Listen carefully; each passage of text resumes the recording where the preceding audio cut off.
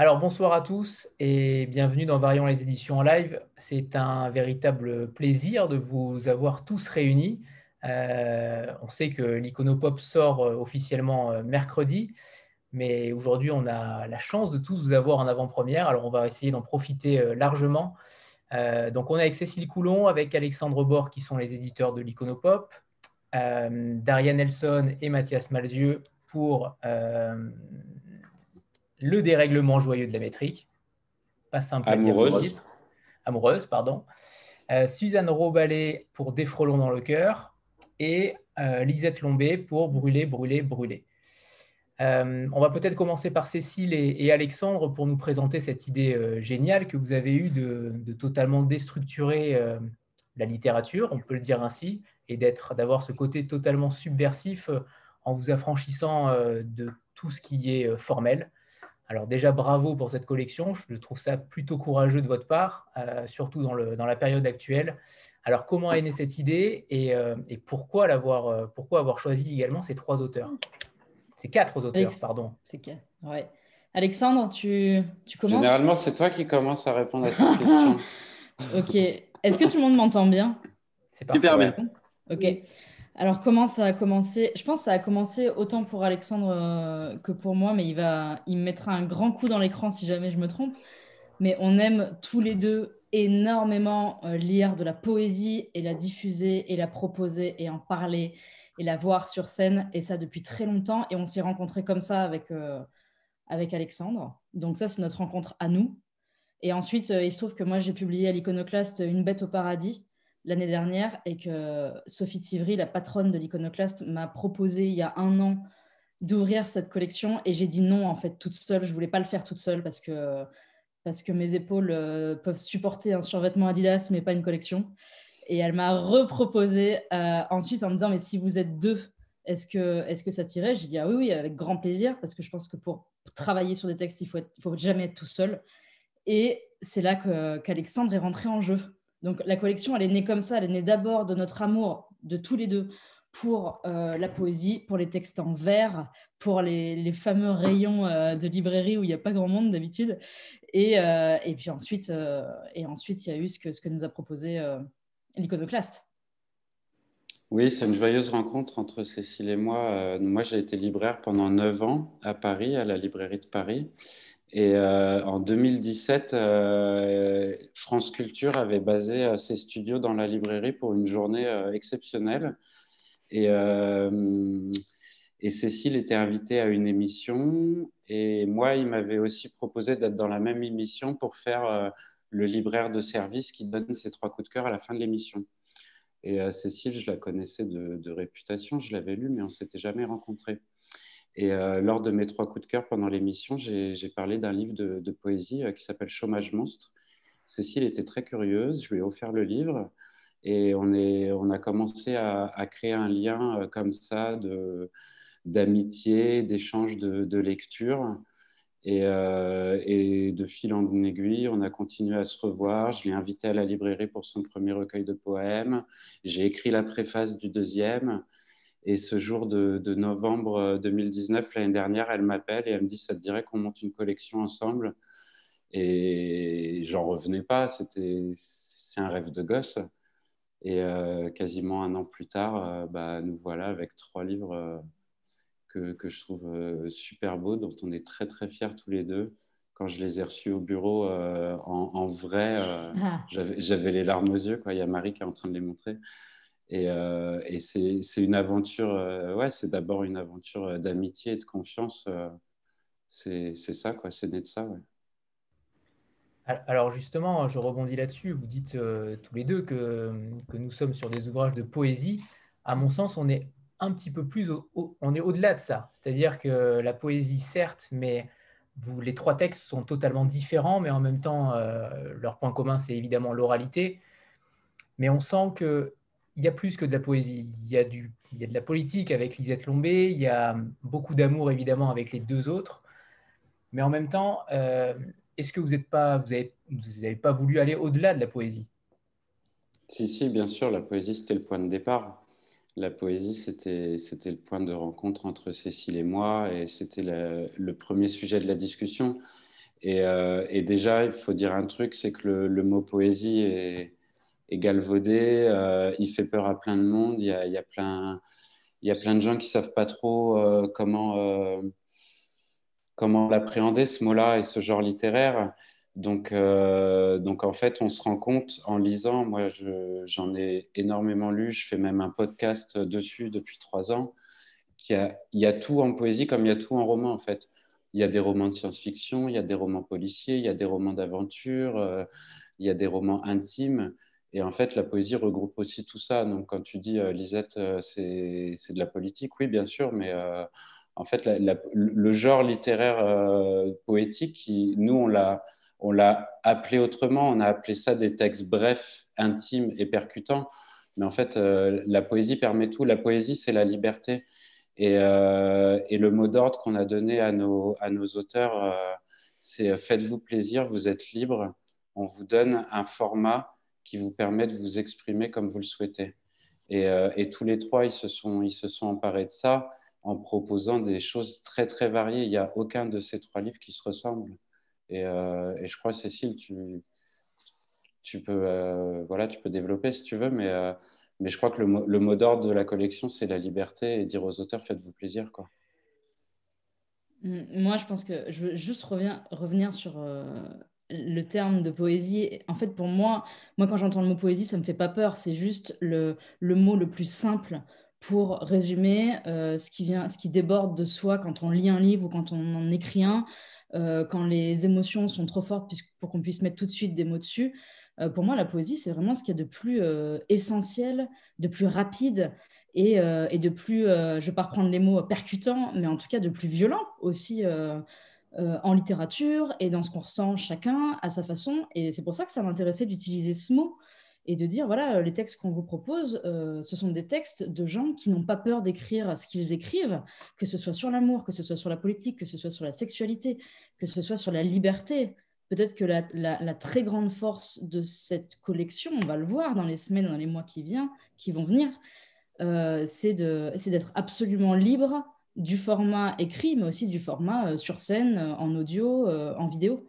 Enfin, pour nous, c'était d'avoir un endroit, une sorte d'endroit éditorial où on pouvait permettre à nos auteurs de faire, enfin nos auteurs, aux auteurs et autrices, de faire ce qu'ils veulent, absolument ce qu'ils veulent, et de dire ce qu'ils veulent. Et ça, c'était plutôt inédit, à mon sens. On n'avait jamais vu une collection comme ça, on n'avait jamais vu des livres de cette forme-là. Donc bravo, bravo à tous. C'est un travail merveilleux. On va peut-être débuter par le livre de Lisette. Je ne sais pas si Lisette veut le présenter elle-même ou si elle préfère que les éditeurs le fassent. Je sais pas. Qu'est-ce que vous voulez, Cécile, Alexandre? Vas-y, Lisette, parce que quand même, t'en parles tellement bien de ton livre. Nous, on a plein de choses à dire sur ton livre hein, depuis très longtemps. Mais vas-y, on t'écoute. Voilà, brûler, brûler, brûler, comme une triple invocation. Je pense que le titre renvoie à ce que moi, je vois dans cette poésie, cette espèce de feu, cette espèce de souffle.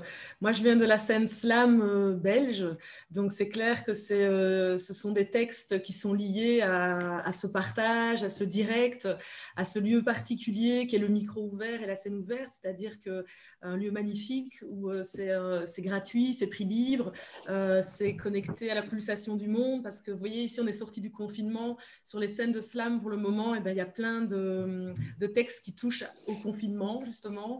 Donc, il y a une espèce de pulsation de ce qui se passe dans le monde et en même temps, ce sont des beaux lieux parce que ça annonce aussi ce qui se prépare. Donc, par exemple, quand il y a eu la montée après MeToo, il y a eu plein de textes de femmes qui sont montées sur scène et ça annonçait ce qui allait se passer. Les questions LGBT, les questions antiracistes, les textes sont porteurs de ça.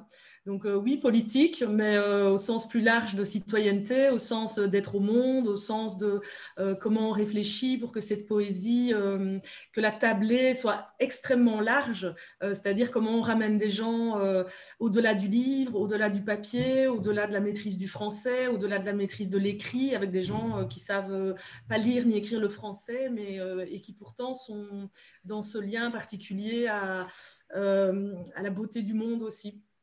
Donc voilà, il y a de ça. Et puis j'ai la chance qu'on me fasse confiance aussi sur ma partie de collagiste, parce que ma poésie prend aussi un visage graphique. Et donc voilà, donc je me sens bien à l'aise et je me sens très chanceuse d'être dans cette collection-là et de double cadeau à la fois parce que je suis belge, belgo-congolaise, mais donc du coup il y a un passage de frontière et pour les auteurs belges, c'est toujours c'est le next step, hein, on monte voilà, en termes de diffusion, nous on est fort limité pour nos textes, donc c'est un beau cadeau, un beau voyage qui est offert à mes textes, une belle visibilité, et puis c'est un beau cadeau aussi en tant que slameuse, c'est toujours la cerise sur le gâteau, le fait que les textes qui vivent déjà sur scène puissent arriver jusqu'au format papier. Donc voilà. Merci Lisette. On avait écouté sur Instagram, je crois, votre passage lu, qui était totalement exceptionnel, clairement. J'espère que vous nous avez préparé une petite lecture tout à l'heure, tous les quatre, hein, évidemment. On aimerait énormément vous entendre sur les textes parlés, sur vos propres textes parlés. C'est vrai, c'est véritablement une autre expérience. J'ai fait l'expérience de tous les lire une première fois dans ma tête, entre guillemets, et la deuxième fois à voix haute. Clairement, les deux lectures sont totalement différentes et la lecture à voix haute prend un essor monumental. Donc, préparez-nous tout ça pour tout à l'heure, tous les quatre. Ce serait génial de vous entendre lire vos textes. Concernant la forme, Lisette, vous êtes sur un format plutôt classique de poésie, entre guillemets, mais on sent qu'il y a une sorte d'incantation, une sorte de cri, peut-être un désespoir dans votre texte, contrairement à celui de Daria et de Mathias, où il y a un peu plus de prose. En tout cas, il y a certains passages en prose. Pourquoi ce sorte de cri de désespoir pourquoi est-ce que la société vous semble insoutenable en ce moment ? Alors, moi, je ne parle pas de désespoir. J'ai l'impression qu'il y a plutôt quelque chose de l'ordre de l'affirmation, de la réaffirmation, quelque chose, une belle fierté. Quand on a préparé les petites notes d'intention avec Alexandre, moi, je lui disais, j'ai des personnages, justement, qui parlent moins d'amour que de respect. Je pense que c'est exactement de là où je parle, et des personnages ou un jeu qui est un nous et qui aspire au respect. Et ça parle peut-être moins de désespoir que d'espoir de pouvoir se vivre hors norme avec beaucoup de respect. Je pense qu'il y a ça qui traverse tous les textes, c'est-à-dire voilà, le questionnement par rapport à la norme. Voilà. De désespoir, non. Par contre, ça porte l'énergie slam, c'est-à-dire debout. Alors, c'est pas une colère vous voyez, une protestation gratuite, une colère.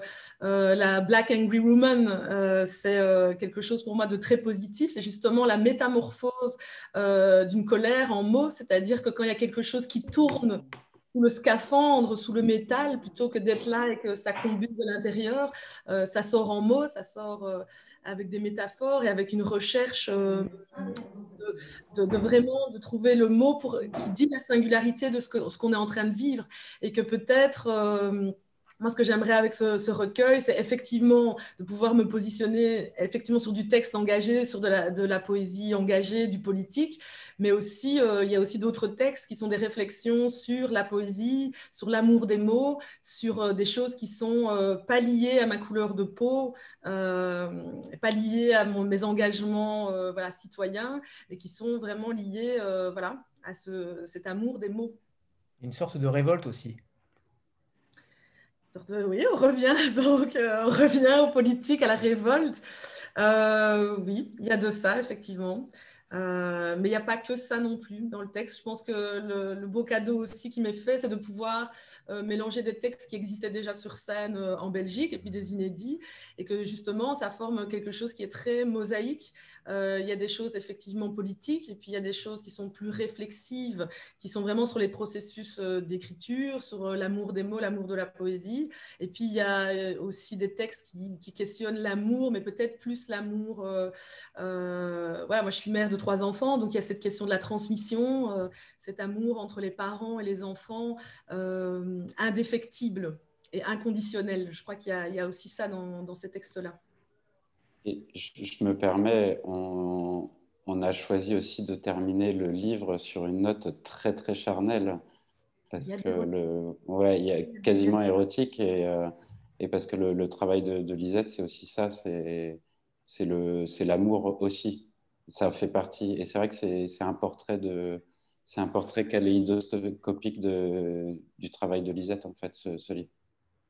Et en fait, c'est toujours la question de quand arrive le recueil, parce que Alexandre m'a contacté avant le confinement. Moi, je sortais d'un autre livre qui s'appelle Vénus Poetica, et qui était un livre comme un court roman, mais pour le coup complètement érotique. Et donc, il fallait sortir de là et amener autre chose. Et en même temps, le recueil garde encore trace de ça, donc de cette place très, très importante du charnel, du corps, du souffle, de la sexualité. Il y a aussi ça dans le recueil. Sandra? Sandra? Oui. Pardon. Excusez-moi. Bonsoir tout le monde. J'avais une question pour Lisette. Justement, je trouve que, alors déjà, un recueil de textes de slam, je trouve ça assez génial. Enfin, j'aime retrouver, moi, le slam dans un format papier. Alors, justement, ma question va dans ce sens. Est-ce que pour vous, cette expérience de publier vos textes en format papier, qui sont des slams initialement, c'est uniquement ponctuel, ou est-ce que vous envisagez de poursuivre dans ce sens-là? Est-ce que vous envisagez aussi de publier des textes qui ne sont peut-être pas slamés? Et puis, je trouve que aussi il y a un côté assez intéressant, c'est peut-être aussi d'ouvrir à un autre public, parce que le slam a son public. Et est-ce que pour vous aussi, c'est l'opportunité d'élargir le public de lecteurs de vos textes, ou d'auditeurs de vos textes, hein, évidemment? Donc, du coup, moi, il y a déjà 5 livres avant en Belgique qui ont des formats divers. Donc, je me définis moins maintenant comme une slameuse que comme une poétesse. Parce que les textes sont en train, depuis déjà 2 bouquins, ils sont en train de s'allonger, alors que nous, dans notre format slam, les règles du slam, en fait, c'est assez simple, hein. Le thème, c'est, on dit ce qu'on veut, c'est intime ou sociétal, c'est de la prose ou c'est de la rime, mais il n'y a que 3 règles. Ça doit faire 3 minutes maximum, qu'on soit grand poète ou pas. C'est sans accessoires et c'est a cappella, donc il n'y a pas de musique non plus. Et donc, vite, c'est un peu corsetant. Moi, je me suis sentie un peu serrée dans ce format-là, donc, parce que les textes ont commencé à être plus longs. Maintenant, même dans le recueil, il y a quelque chose qui ressemble plus à un mini-conte sur une question sociétale, mais par le prisme des oiseaux. Donc, moi, je ne me sens pas, cadenassée dans un format slam, cadenassée dans un format politique. Pour le moment, moi, j'écris des chroniques dans un magazine qui sont des chroniques plutôt qui tirent un fil philosophique. Comme je peux demain aller au cabaret et être déguisée en catcheuse avec un texte du recueil là, mais dit d'une autre manière, avec des lumières et avec de la musique. Donc, c'est plutôt un regard, comme j'aimerais faire de la littérature pour jeunesse, toujours avec ce regard de poétesse, c'est plutôt un regard qui va se loger dans différents lieux, en tout cas un rapport poétique au monde qui prend différentes formes, différents visages. Lisette, vous pouvez nous préparer un petit extrait pour juste après? Ou oui, si vous êtes prête maintenant, on peut y aller, mais... Je suis prête. Allez, on y va. Donc, du coup, j'ai fait ce qu'on fait avec la liberté du slam, justement, où les textes ne ressemblent jamais à l'écrit. Donc, entre le moment où ça a été écrit, édité, bétonné dans le papier, moi, je l'ai dit sur scène, et donc, en fait, ils se modifient. Donc, c'est ça que je vais vous proposer. J'ai croisé 2 textes, justement, pour peut-être vous montrer une énergie de poétesse et une énergie de slameuse. Quelque chose de plus intime et quelque chose de plus sociétal, parce que je tiens vraiment, je tiens vraiment à ce truc de mosaïque, de ne pas être enfermé que dans le politique. Voilà. C'est encore mieux. Donc, ces 2 textes, ça va croiser la marche. La marche, voilà. Marcher, marcher, revenir à cette rue qui nous appartient. Marcher, marcher, être attentive, le ténu, le terne qui s'anime, scintillement, griserie, comme sous extasie, la toute première extasie. Marcher, marcher, couleur qui se complexifie, gris béton, gris bitume, gris biceps bandé sous le t-shirt de l'éboueur. Marcher, marcher, œil grossissant, tout à la loupe, relief, saillie, grain de beauté, beauté de la clavicule, clavicule qui n'est que clavicule sans le grain de beauté. Tout me parle, une croix en albâtre, une classe vide, des confettis, une bassine, une plume de pie, un bourgeon, un boulon, un sac poubelle, le bouquet de roses, chaque épine de rose qui éventre le sac poubelle. Marcher, marcher, blancheur, dents, alignement des dents et alignement de la blancheur des dents sur les affiches électorales. Tout me parle, tout m'alpague, bribe de conversation. La passante dit « on n'est pas dans un rêve ». La passante dit « les corps vieillissent ». La passante dit « tu attends quoi pour vivre ?» Tout s'imprime, tout me parle, tout se tatoue sous ma poitrine. Il me suffit de marcher, marcher, être assailli, de lumière, être assailli, de questions, être assailli, marcher, me laisser toucher, me laisser caresser, torse du monde sur ma joue, fraîcheur du poteau, fraîcheur de la pierre, fraîcheur du capot de la voiture, souffle, souffle, souffle, souffle dans la nuque de skateuse à casquette à carreaux, souffle, souffle, souffle, revenir à cette rue qui nous appartient, revenir, la rue, la rue, la rue, à rebours le printemps, à rebours le 8 mars, revenir à ce magnifique peuple de guerrières, 8 mars, 8 mars, et je ne m'excuserai pas du mot guerrière car c'est exactement ce que je verrai, des casques, des scaphandres, de la limaille, des cuirasses, des cuissardes, de la riposte en ordre de bataille, des sabres, des kamikazes, des commandos et des épaulettes en ferraille précieuse. Voilà ce que je verrai, un majestueux animal collectif, un gigantesque poisson aux écailles métalliques avec chaque écaille femme, chaque écaille fille, chaque écaille mère, armée à sa manière pour riposter contre la violence du système. Car c'est le même système qui te demande d'être violé sans faire de vagues, le même système qui te demande de te serrer la ceinture sans faire tout un ramdam autour de ta précarité, le même système qui te demande de gerber, de vieillir, de crever sans salir la moquette, le même système qui débaptise un tunnel Léopold II par-ci et qui rebaptise une place Lumumba par-là pour que tu fermes un peu ta gueule. Et c'est le même système qui s'accommode parfaitement, oui parfaitement, des centres fermés, des jungles, des bidonvilles sous le périph' et des enfants qui grelottent dans la boue et des hommes nus à ses frontières. Oui, c'est le même système, le même système. Voilà. Je pense qu'on peut vraiment l'applaudir parce que c'est une performance exceptionnelle. Permettez-moi de vous dire, Lisette, que je vous aime. Voilà, tout simplement. Voilà. Alors, après tout ça, on va peut-être passer à Suzanne, des frelons dans le cœur. Merci Lisette encore. Suzanne, c'est votre premier ouvrage. Et quel ouvrage! On sent quelque chose de totalement surprenant, une vitalité, votre jeunesse qui est éclatante. C'est un texte surprenant. Pourquoi ce texte? Pourquoi avoir choisi l'iconopop? Ou peut-être que l'iconopop vous a choisi également. On en reparlera peut-être tout à l'heure sur le choix des auteurs aussi. Mais pourquoi ce texte, Suzanne? Bonsoir, merci Lisette. Waouh, boum.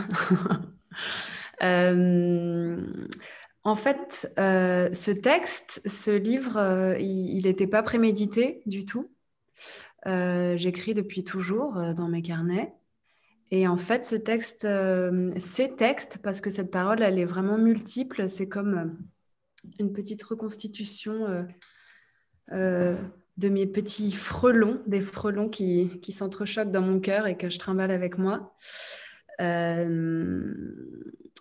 me vient ce texte de l'errance, en fait. J'ai toujours écrit et j'ai toujours des carnets sur moi. J'écris à l'intérieur, et évidemment. Et par contre, l'édition de ce texte, c'est le fruit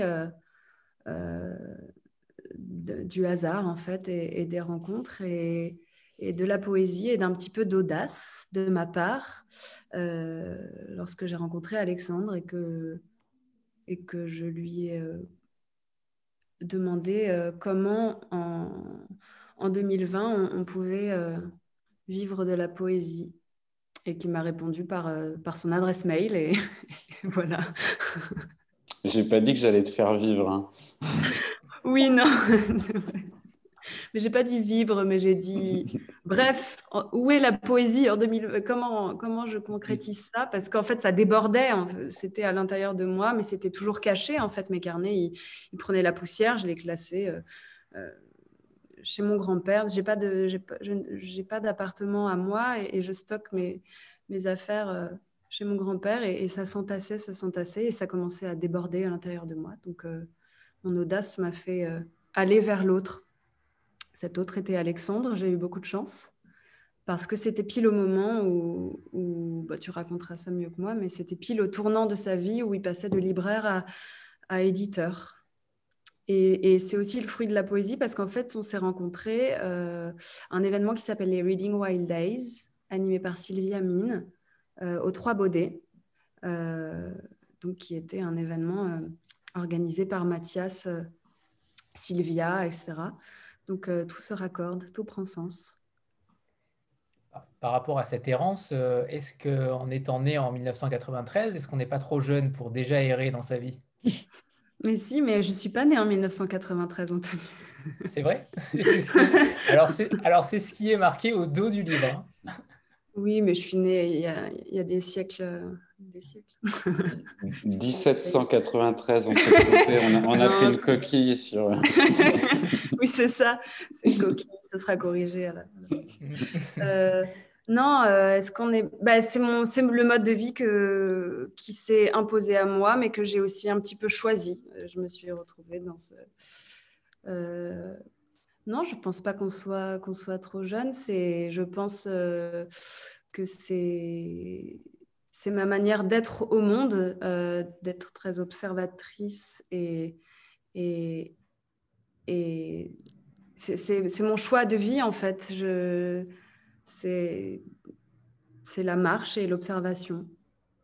Et on notera que vous êtes comédienne et photographe aussi, et c'est vrai qu'on ressent ce côté photographe dans le livre, clairement, et notamment sur les photos de ces individus qui sont plus présentes que dans les deux autres livres, justement, où on parle, où il y a beaucoup plus de collages.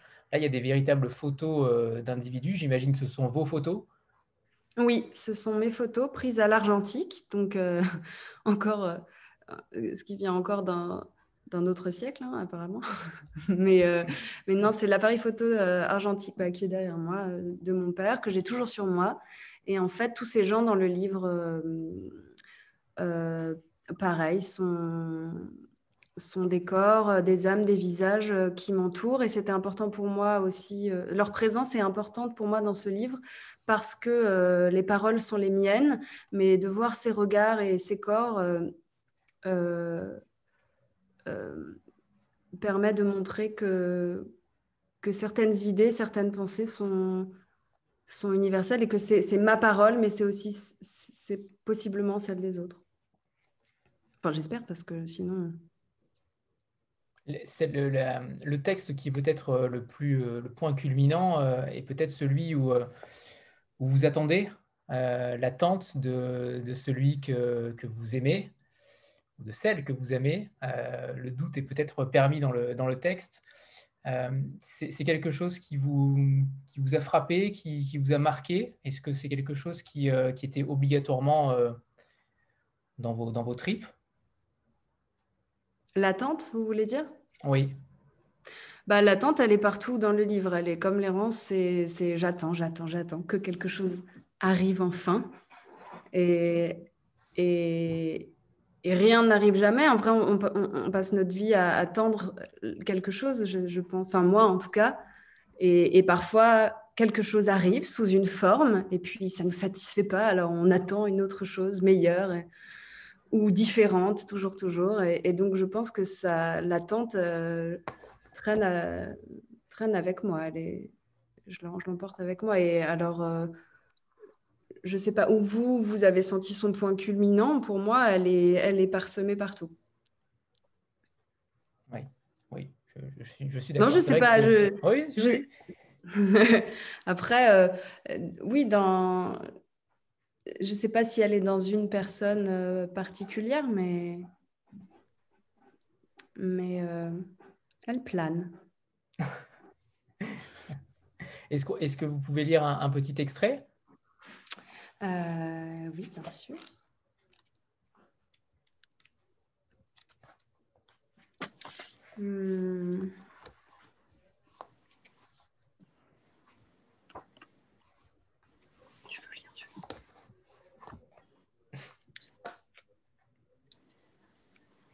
Pardon. Hein. Du coup, c'est moi qui vous fais attendre. C'est le principe.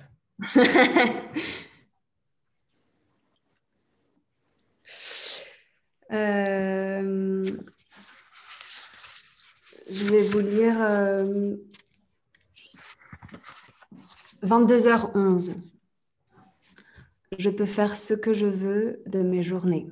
I can do whatever I like all day long. Je suis libre. C'est incroyable. Il ne faut jamais, au grand jamais plus, que ça me soit banal. C'est un luxe, le luxe ultime. Si je veux, je peux travailler. Si je veux, je peux ne pas travailler. Il ne faut rien. Je ne dois rien, pas parce que j'ai de l'argent ni que j'ai de la veine, mais parce que j'ai l'esprit démêlé des faits, des schémas, des maps, des patterns. Si je veux, je peux faire ou ne rien faire. Je peux agir ou rêver, être oisive ou hystérique, rester ou partir, m'enfermer ou simplement faire le tour. Lorsqu'il me revient d'être malheureuse, je peux absolument me rappeler que je suis libre. Libre d'être malheureuse ou bien libre d'être heureuse. Encore, je peux choisir, c'est un choix. J'ai ce luxe, le luxe ultime. Ma seule monnaie, c'est mon temps. Richesse invisible, beauté immatérielle. Du temps, personne ne sait combien il lui en reste. On pense qu'on en aura toujours jusqu'au jour où il n'y en a plus. Alors jusqu'ici, je suis riche. Riche de temps, riche tout court, qu'il m'en reste beaucoup ou qu'il m'en reste peu, du temps j'en ai, un point c'est tout, c'est mon trésor. Je peux le dépenser en merveilles et en rêves, le dépenser utile, le dépenser partage, le dépenser altruiste et égoïste aussi parfois, et avec ambition, ou simplement le dépenser heureuse. Pour toutes celles et ceux qui n'ont pas le temps, qui n'ont pas le sou. Pour toutes celles et ceux qui n'ont pas le choix, qui n'ont pas le luxe, pour toutes celles et ceux à qui on a volé, usurpé, bafoué, piétiné la bourse, pour celui que j'ai déjà perdu, qui a coulé de mes poches, je suis libre. Je peux décider de ma trajectoire. Je peux disposer de mon corps. Je peux façonner mes discours, tailler dans les mots que j'emploie. Je suis libre. Je ne suis sous aucune autre gouverne que la mienne. Je n'ai aucun autre maître que moi, aucune autre barrière que celle que je me dresse toute seule. Je suis libre. Tout ce dont je rêve est à portée de main. Tout ce que je touche est universel. Tout ce que je possède peut être possédé par tous. I am free. Je ne suis l'esclave de personne. Je ne suis la chose de personne. Je ne suis à personne. Je suis. I am. Merci Suzanne. On notera que vous n'avez même pas lu quasiment, vous n'avez même pas lu tellement vous l'avez, vous le connaissez peut-être par cœur, mais c'est une merveilleuse lecture. Merci, merci infiniment pour ce moment. J'avais une question justement pour les éditeurs et peut-être les quatre auteurs. Est-ce que le choix de ces auteurs a été fait aussi en rapport avec cette oralité? On voit ces talents de l'oral, de la... Est-ce que ça a été fait véritablement sur le choix écrit et oral ou aussi le prisme a été plutôt au départ de choisir des auteurs qui, on le savait, avaient un talent oral? Ah, ça compte Alexandre, beaucoup. vas-y. Ouais, bah, tu veux parler ou... Non, vas-y, vas-y. Ça compte beaucoup l'oralité sur cette forme de littérature. Et Cécile en a fait énormément d'expérience. Elle est beaucoup produite en public sur scène pour des lectures devant beaucoup de monde. Elle a fait des tournées de rockstar. Et on est persuadés l'un comme l'autre qu'il n'y a pas plus fort que la transmission orale. Et bien sûr, quand on a choisi nos auteurs, et là, vous trois, et en tout cas, c'est une réflexion qu'on aura pour la suite de cette collection, c'est que d'emblée, on avait envie que ces livres puissent être défendus en audio et sur scène. Et je dis pas qu'on a fait un casting, c'est pas The Voice, hein, c'est pas la Star Academy, c'est pas ça l'Iconopop.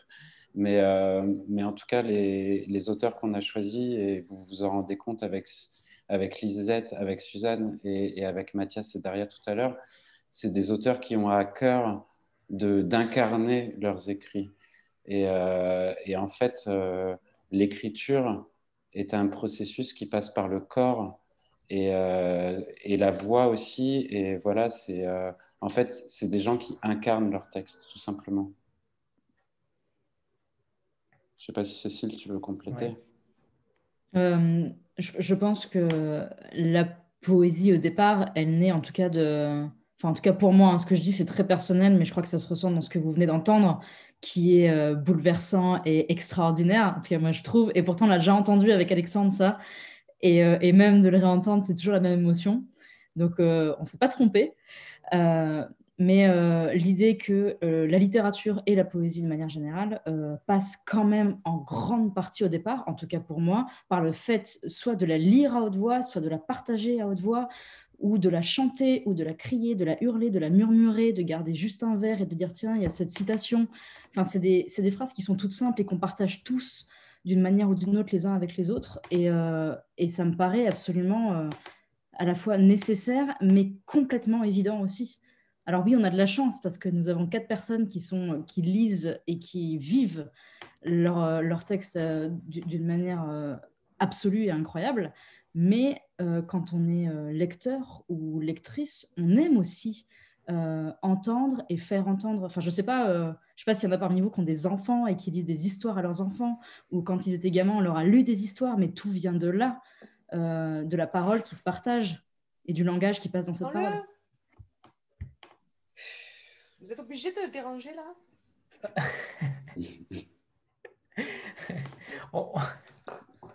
Sans transition, Jean-Marc. Oui, excuse-moi, Anthony.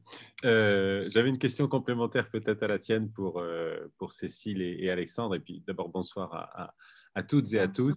C'est vachement sympa d'être là tous ensemble. Juste pour approfondir la question d'Anthony et peut-être une question un peu plus simple, mais on sait ce que c'est qu'un éditeur, on sait ce que c'est qu'un auteur, un directeur de collection, on a déjà entendu parler, mais finalement, où sont les limites, où sont les frontières de ce que vous pouvez faire, jusqu'où s'arrête votre rôle, jusqu'où vous transmettez à l'éditeur? Est-ce que vous avez carte blanche? Voilà, est-ce que vous pouvez nous dire un peu justement le contexte ou les limites de votre action chez l'Iconoclaste? Donc voilà, oui. Je ne sais pas, comme tu veux, tu peux répondre. Alors, en fait, nous, on a 2 contraintes qui sont les plus importantes, qui sont qu'on ne peut publier que 6 livres par an. Donc, c'est 3 livres en octobre, 3 livres en avril, ce qui est très peu, mais ce qui nous permet de défendre ces livres le plus longtemps possible. Donc ça, c'est la première contrainte. La deuxième contrainte, c'est que ces textes fassent, en nombre de pages, c'est entre 80 et 100 pages. Les contraintes, sont celles-là. Ensuite, tu me dis Alexandre, hein, tu m'arrêtes si je me trompe, mais je pense que je vois à peu près. Ensuite, on peut proposer tout ce qu'on veut. On en parle d'abord avec Alexandre, ensuite on propose. Ce qui est donc une liberté et un luxe. Je reprends ce que vient de dire Suzanne dans son texte, mais c'est un luxe incroyable, ce qu'on peut faire aujourd'hui à l'Iconoclaste.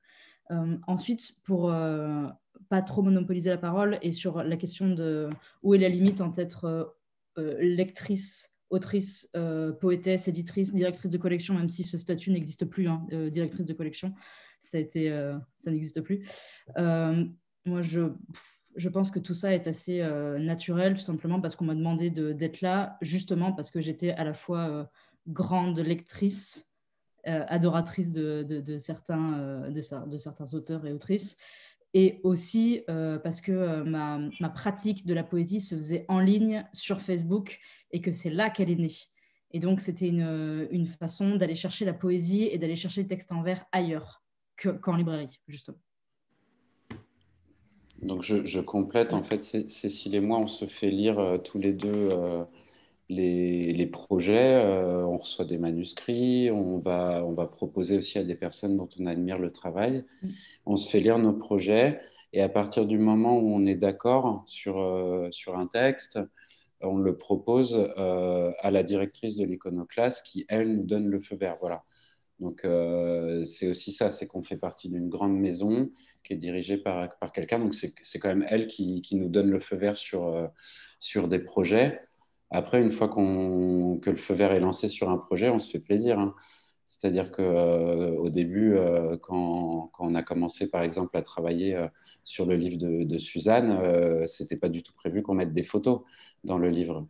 Et en fait, le jour où Suzanne m'a montré ses photos, j'étais tellement dingue de ces photos, je me suis dit, ce livre ne peut pas exister sans les photos de Suzanne. Donc voilà, c'est aussi cette grande liberté à partir du moment où on nous dit oui, c'est go, on s'éclate, quoi. Je reviens sur le texte de Suzanne. Il y a donc 2 points culminants dans ce texte. C'est donc exactement le passage que j'avais honte à moi oublié, mais celui-ci est peut-être un de mes préférés. Donc, il y a donc 2 passages culminants dans ce texte. Dans le chat, Marie disait que le livre audio sortira.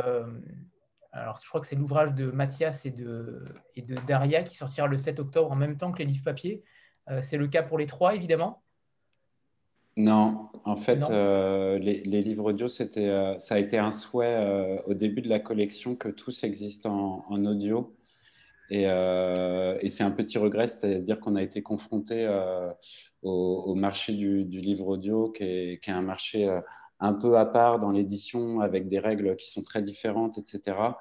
Et donc, l'éditeur de livres audio qui s'appelle Lizzie, L-I-2-Z-I-E, nous a permis de faire le livre audio du dérèglement joyeux de la métrique amoureuse avec Mathias et Daria. Je pense que vous nous en parlerez tout à l'heure parce que c'est un livre audio qui est beaucoup plus qu'un livre audio. C'est vraiment c'est une expérience complètement à part. Et donc, ça va effectivement exister en MP3 sur Lizzie à partir de jeudi, le lendemain de la parution des livres. Et Mathias et Daria vont aussi vous proposer un vinyle collector avec des bonus dessus qui vont paraître un peu plus tard, mais je crois que c'est Mathias qui complétera. En revanche, ce qu'on a fait, c'est qu'on a enregistré Lisette et Suzanne, on a enregistré leur voix, et avec nos Instagram et nos Facebook, nous allons faire vivre leur voix aussi sur nos réseaux, c'est-à-dire que vous n'aurez pas accès à l'entièreté de leur livre lu, mais par contre, au fur et à mesure du temps, les semaines venant, on va vous distiller comme ça des morceaux de voix de tous nos auteurs, parce que ça fait, voilà, comme on disait tout à l'heure, c'est aussi une façon de transmettre les textes. La transition est toute trouvée pour Daria et Mathias, qui attendent patiemment. Mathias, on vous félicite pour ce pull en forme de renard. Voilà, c'est une tradition. C'est moi qui l'avais choisi. Voilà. Assorti aux cheveux de Daria. Il est magnifique. Travailler beaucoup. Alors justement, sur votre texte il y a beaucoup de choses dans ce texte. Il y a des textos, il y a des SMS, il y a des collages, il y a de la prose, il y a de la poésie, il y a beaucoup de choses au final. Il y a de l'émotion, il y a également beaucoup de choses qui sont borderline, et ça, c'est plutôt rare en littérature contemporaine. Alors, pourquoi ce texte? Comment a été faite votre rencontre et pourquoi avoir fait ce texte à deux déjà, ce livre, pardon, à deux? Et pourquoi pourquoi tout simplement cette ode à la muse d'Aria?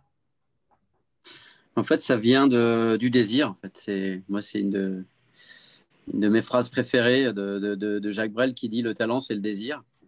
Quand on a envie de faire, eh ben, on travaille à son rêve. Moi, j'étais dans un moment assez sombre où je pensais, comme un des personnages de mon précédent roman, que je ne retomberais plus jamais amoureux, à la fois par orgueil blessé et en même temps par besoin de se protéger. Et puis, je suis tombé vraiment par hasard sur Daria, à un moment où je ne m'y attendais pas. Et du coup, dans cet élan de choses, j'ai commencé à lui écrire des poèmes, le plus simplement du monde, sans prétention d'autre que de lui faire des petits cadeaux, des petites surprises. Dans ce désir il y a des choses qu'on arrive à se dire, il y a des choses qu'on doit passer par l'écrit pour mieux se les dire. Et c'est de la poésie intime. Vraiment, à l'origine, c'est fait pour ne pas forcément sortir de notre cercle amoureux, de cette fusion un peu polaroïde étrange, que quand on est un inspiré et un boulimique de mots, ben voilà, quand on plonge dans un bain révélateur tel que Mademoiselle Daria Nelson, et ben, il y a des choses qui sortent, il y a des couleurs, il y a des choses, il y a des mots, il y a une effusion comme ça. Et puis, dessous de ces polaroïdes amoureux sont arrivés dans un moment où, moi, en tant que directeur artistique des Trois Baudets, j'ai eu la chance d'accueillir Cécile, notamment aux soirées Reading Wild Days dont parlait Suzanne. Donc, j'avais rencontré Suzanne à cette occasion-là aussi. Et elle me dit, avec Alexandre, eh ben, on a cette collection, on a envie, est-ce que tu n'écrirais pas des poèmes on a envie de choses un petit peu comme ça, qui sortent un petit peu du cadre. Alors, je fais, écoute, moi, j'en écris en ce moment. J'en ai toujours écrit un petit peu, pas avec autant de régularité que Cécile, que je me régale de lire tous les jours sur les réseaux sociaux, sur Facebook. Mais j'aime en écrire de temps en temps. C'est le truc le plus immédiat, encore une fois. Voilà, c'est le côté polaroïde. C'est bien de réfléchir longtemps à un roman ou à un film ou à un concert, mais le roman, on l'écrit, il est prêt maintenant, comme si on s'était fait à manger. Alors qu'en plus, c'est pour l'être aimé, il y a le retour qui est immédiat. C'est cette électricité-là qui me plaisait beaucoup. Donc, j'en avais certains qui étaient en texto. J'ai envoyé donc à Cécile quelques-uns. Elle a été très enthousiaste. Donc, ça m'a donné une excitation supplémentaire. J'avais un peu peur, justement, même on s'en parlait avec Daria, de se dire, bon, maintenant, ça devient officiel. C'est-à-dire qu'on va le faire sérieusement parce que c'est pour un livre. Alors qu'il fallait garder, en fait, la spontanéité. Et on est arrivé à le faire. Et donc, moi, j'ai vraiment écrit ce livre pour Daria. Et comme Daria n'est pas juste mon amoureuse ou une muse, elle est une plus que muse parce qu'elle est avant tout, elle existe sans moi comme une artiste, comme une photographe et comme une plasticienne. Et je trouvais juste, pour l'ADN du livre, qu'elle réponde. Du coup, on a discuté. Au début, il était question qu'elle fasse des photos. Je vais la laisser répondre d'ailleurs, parce que c'est ta partie. Voilà. Bonsoir à tout le monde, parce que voilà. Et non, en fait, ça a commencé vraiment, je sais pas, Mathias qui m'a écrit les poèmes, et moi, à part faire à manger, faire du bien à la maison, je ne pourrais pas lui répondre en manière artistique, et j'ai eu trop envie. Et Mathias me dit un jour, écoutez, et si on ferait...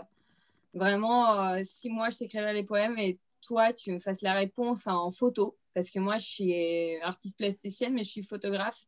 Je travaille en argentique comme Suzanne et je fais des autoportraits érotiques. Et j'y pensais, je me dis non, écoute, déjà le livre il parle de notre histoire, mais tu les consacres à moi, les poèmes.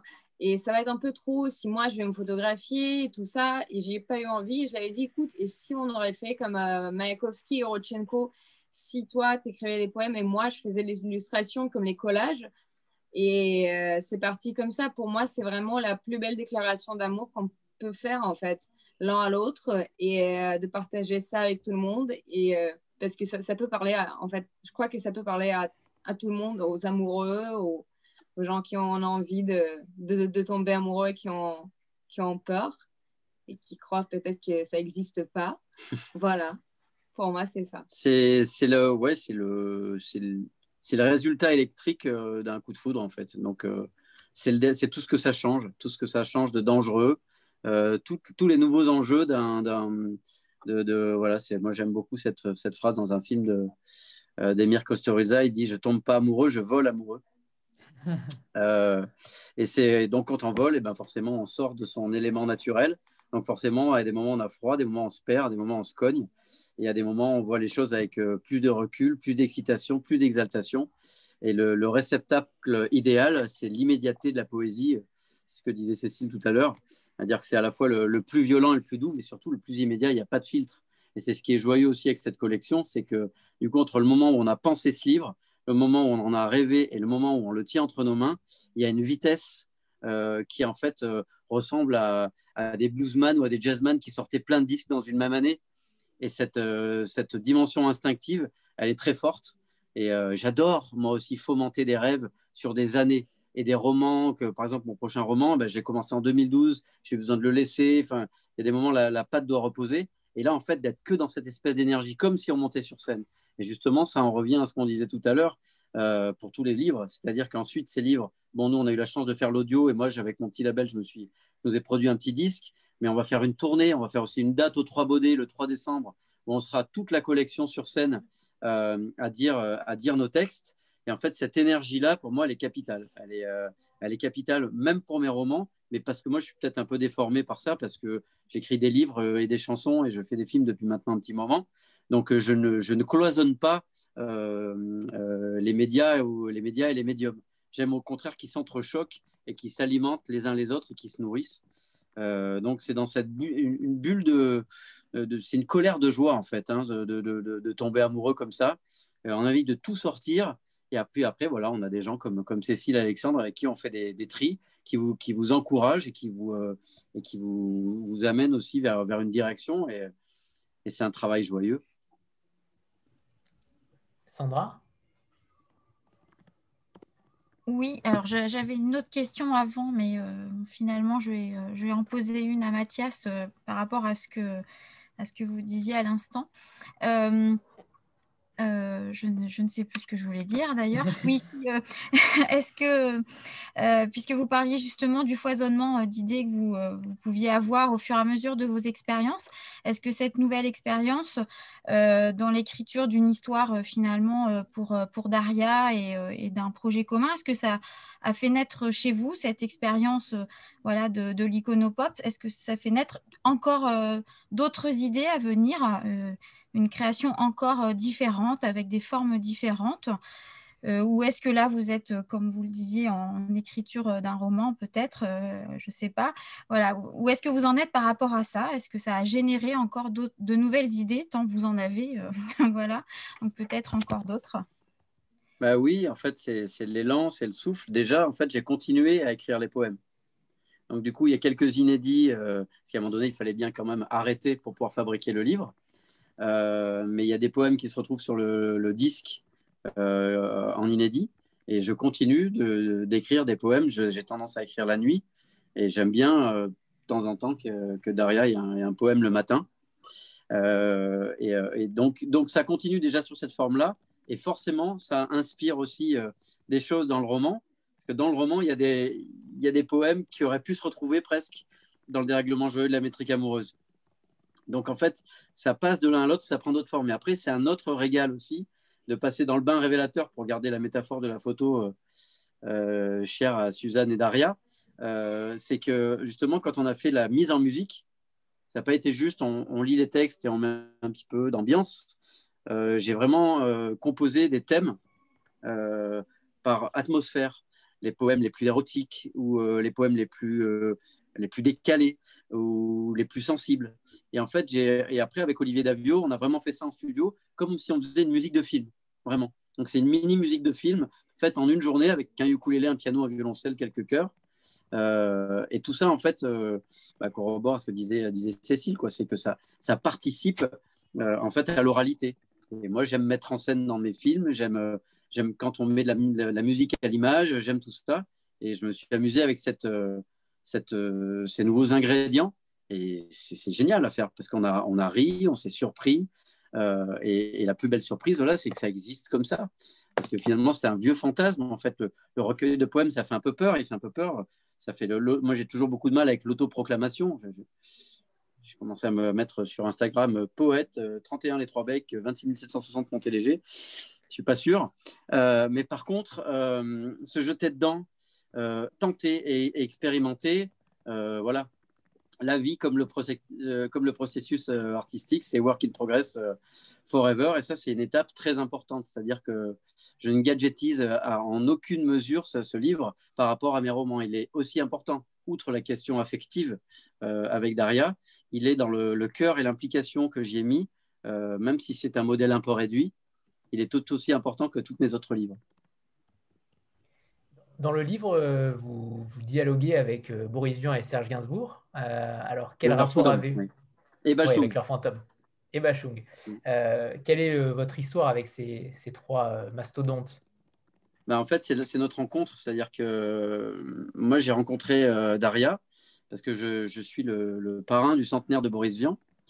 Donc, c'est tout ce qui est lié avec les Trois Baudets, etc. Parce que Boris Vian jouait 120 fois Trois Baudets.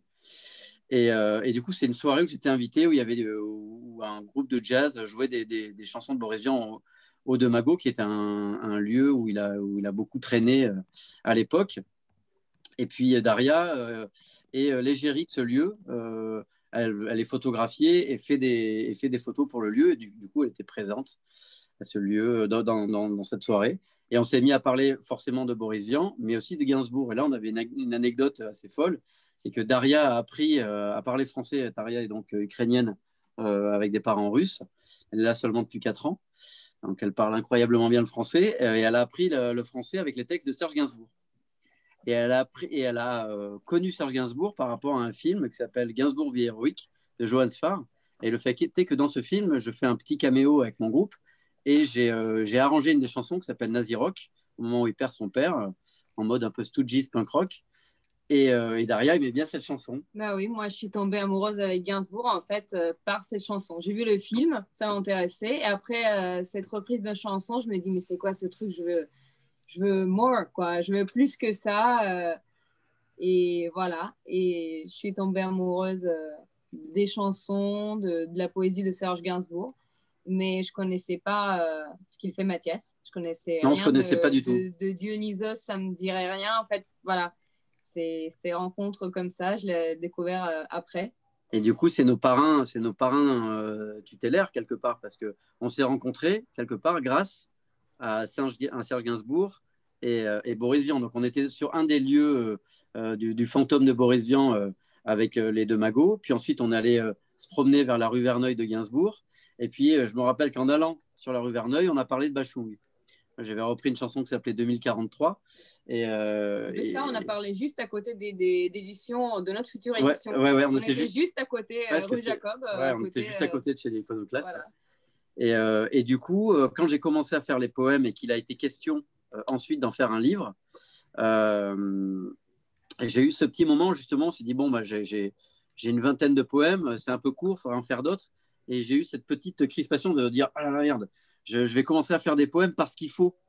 Et de perdre un petit peu la magie. Et le truc qui m'a bien relancé, c'est d'inclure, en fait, de contextualiser ces poèmes dans une histoire et de partir du principe que c'est Boris Vian, qui est un spécialiste en fait, qui venait me visiter dans les rêves pour m'indiquer comment se comporter avec un humain extraordinaire qui commençait à vivre chez moi. Et je trouvais que ça contextualisait, ça colorait les poèmes d'une manière un petit peu différente et que ça me permettait quand même de raconter une histoire là-dedans, mais de manière assez libre parce que ensuite, c'est pas comme juste une nouvelle. Ensuite, il y a les poèmes qui interviennent et le spectateur, voilà, c'est les lapsus de faire plusieurs choses en même temps, où le lecteur peut refabriquer son fil un peu comme il le veut. Et il y a la liberté dont parlaient Alexandre et Cécile pour la poésie. Il y a la liberté d'interprétation qui est très forte. Et ça, c'est très joueur et très joyeux. Donc, d'où le dérèglement joyeux de la métrique amoureuse. Comme si c'était une règle du jeu qui avait changé en moi. Du coup, je l'ai assumé. J'ai assumé le dérèglement. Alors, pourquoi pas des collages pourquoi pas des textos parce qu'on trouvait qu'ils avaient en eux-mêmes de la poésie, même s'ils n'étaient pas faits pour en faire. En fait, le problème avec la poésie, des fois, c'est que les gens croient que c'est ce truc qui est fait pour faire joli. Alors qu'en fait, c'est pas fait pour faire joli, c'est fait pour faire intense, pour faire soi et pour jaillir. Et c'est ce qu'on a vu, je crois, avec les 2 premières lectures. Et la meilleure image pour cela, c'est peut-être quand dans le texte, vous vous moquez gentiment des fautes de français de Daria. Et même ça, Oui. c'est touchant. Et donc, la liberté est totale dans ce texte. C'est-à-dire qu'on voit rarement des fautes d'orthographe dans un texte de nos jours. Là, vous les faites volontairement. Et je trouve ça magnifique parce que c'est extrêmement touchant la C'est des façon dont fraudes. vous le racontez. C'est des fraudes d'orthographe. C'est-à-dire que ça crée un peu d'électricité amusante. Isabelle? Oui, bonjour à tous. Alors, on est tous un peu sous le choc de cette rencontre incroyable. Donc, merci beaucoup. Moi, j'ai une petite question quand même. C'est magnifique tout ce que vous venez d'évoquer, Daria et Mathias.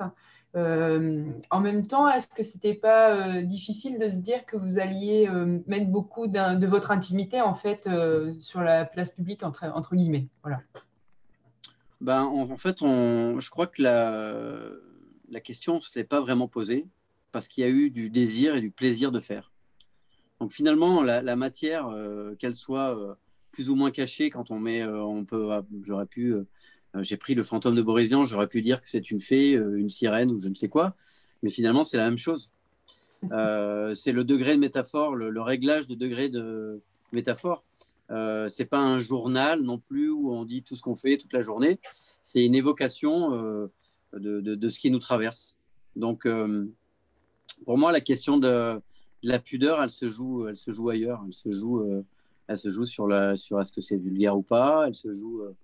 Et moi, à partir du moment où on s'amuse, et justement, on se prend pas trop au sérieux. En fait, à partir du moment où on est extrêmement personnel, eh ben, on donne quelque chose. Après, c'est comme des bouteilles à la mer. Hein, chaque livre. On ne sait pas si ça va être retrouvé par quelqu'un ou par plusieurs personnes. Mais en tout cas, moi, c'est jamais une question. Je crois que tout ce que j'ai pu faire est toujours très autobiographique, même si c'est passé par des filtres et des combustions très différentes. Donc, je m'étais posé la question plus une fois quand j'ai sorti mon journal d'un vampire en pyjama, parce que c'est une question de maladie. Donc, je me suis dit, bon, bah là... je voulais vraiment que c'est une fonction, c'est-à-dire que ça soit une renaissance. Je ne voulais pas faire une histoire sur une maladie. Et là, en fait, je ne voulais pas juste faire une histoire sur nous. Je voulais en fait le résultat de la combustion des deux et que ça donne une électricité poétique. Voilà, c'était le but du jeu. Le but du dérèglement. Je complète juste sur un truc, c'est que Gainsbourg plane au-dessus de ce livre, entre autres. Et Gainsbourg a aussi et notamment été connu pour ses projets de collaboration avec ses amoureuses, notamment les chansons avec Jane Birkin, etc.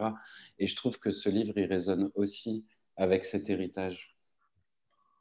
Oui, parce qu'en fait, c'est aussi un petit clin d'œil, parce que moi, je suis vraiment un vrai fan de Gainsbourg. J'aime vraiment beaucoup Serge Gainsbourg, toutes les époques, pour des raisons différentes. Et ce qu'il a amené, le risque. Et puis, dans cette époque, on parlait de politique tout à l'heure et on parlait de poétique et de politique en même temps. Même quand on n'aborde pas directement le sujet politique, je crois que d'être poétique dans le sens de l'érotisme, de la joie, en fait, c'est aussi un positionnement politique par rapport à la pudibonderie terrible et à la montée des populismes actuels qui écrasent tout, qui effacent les identités au maximum. Et Gainsbourg, c'était quand même un chantre de ça, avec son style à lui. Je prétends en aucune mesure relever le flambeau de Gainsbourg. Gainsbourg, c'est Gainsbourg. Mais en tout cas, c'est des gens qui, moi, m'ont donné envie. Donc, on revient encore à la question du désir d'être, de faire ce qu'on est et d'être ce qu'on fait. Et c'est courageux, en fait, quand on est un jeune artiste et qu'on voit, bon, maintenant je suis un vieil artiste, mais quand j'ai vu Gainsbourg, quand j'ai commencé, pas que lui, là on parle de lui, mais j'ai évidemment d'autres personnes et dans la musique et dans les livres, et on parlait de Mayakovsky tout à l'heure, on pourrait parler de Walt Whitman ou de Jack Kerouac ou de plein d'autres, Jack London, qui ont le courage d'être eux-mêmes et de faire ce qu'ils sont et d'être ce qu'ils font. Mais c'est extraordinairement stimulant. Et aujourd'hui, on est tellement dans un moment d'appauvrissement de ça, où voilà, on est dans le commentaire, dans le cynisme, dans le truc. Mais l'expression de la joie, la poésie, c'est aussi la joie. C'est pas juste des mecs un peu vieux qui écrivent des trucs tristes dans leur coin, quoi. C'est Cécile qui a explosé ça en gagnant le prix Apollinaire, et encore bravo et merci à elle pour ça. C'est-à-dire, ça peut être autre chose. Et ça me passionne. Et ça, j'ai envie d'en être. Et j'ai l'impression que l'iconopop, c'est ça. Quand j'entends mes deux camarades lire leur texte tout à l'heure, je suis fier en fait de faire partie de cette équipée. On est fiers. Est-ce que Mathias, vous pouvez nous jouer, alors je ne sais pas comment vous lisez les textes, si vous les lisez en chanson ou pas. Bah, on a une petite chanson, on peut vous la faire, mais je vais quand même faire un petit piège à Daria. Je vais lui demander de lire le texte où je me moque d'elle. Mais en plus, il est grand, quoi. Mais elle n'a jamais fait.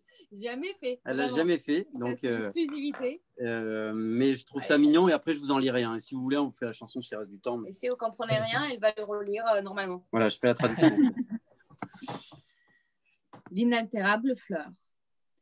Je t'ai écrit plusieurs poèmes et chaque fois, tu as souri, comme si tu les avais aimés. Je crois que c'était vrai. Même si entre mes métaphores tordues et ton français plein de Russes, tu ne les ai pas compris. Ne les a pas compris. Oui. Et c'est encore plus beau que tu les aies aimés quand même.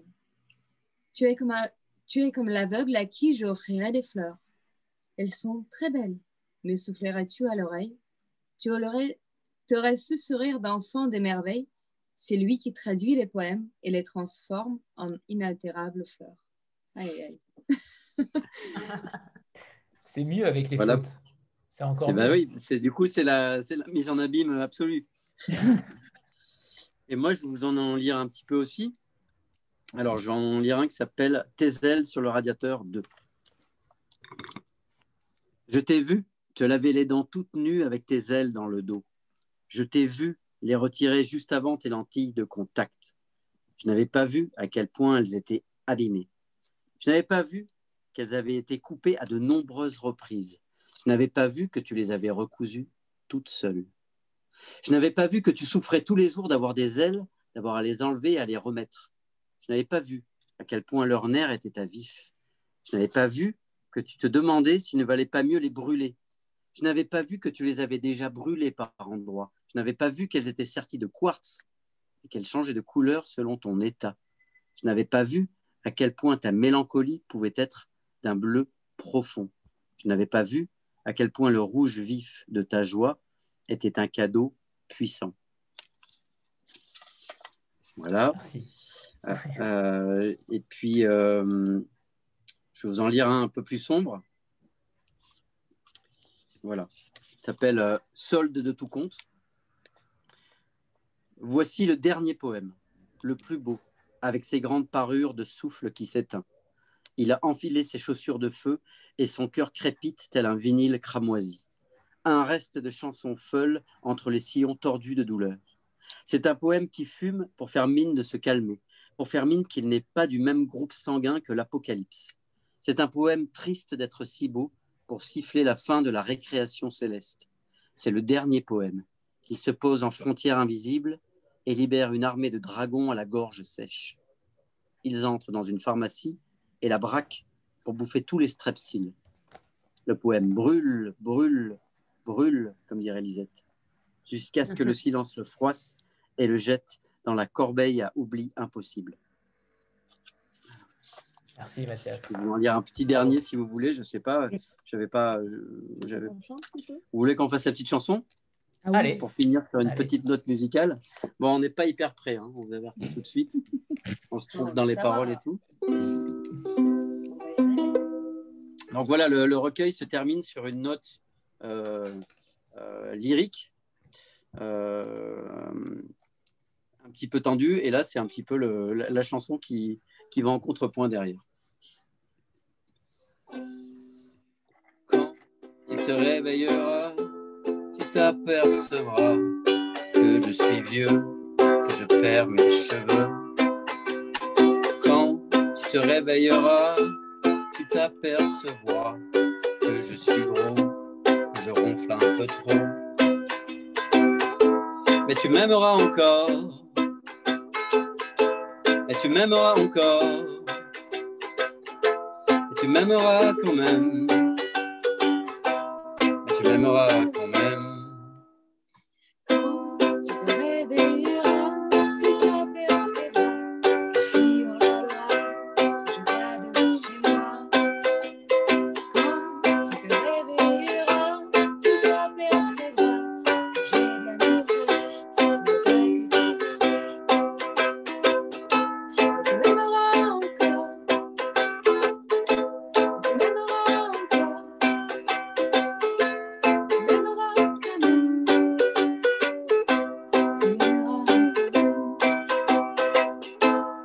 s'aimera quand même. On s'aimera quand même. On s'aimera quand même. Et on s'aimera quand même.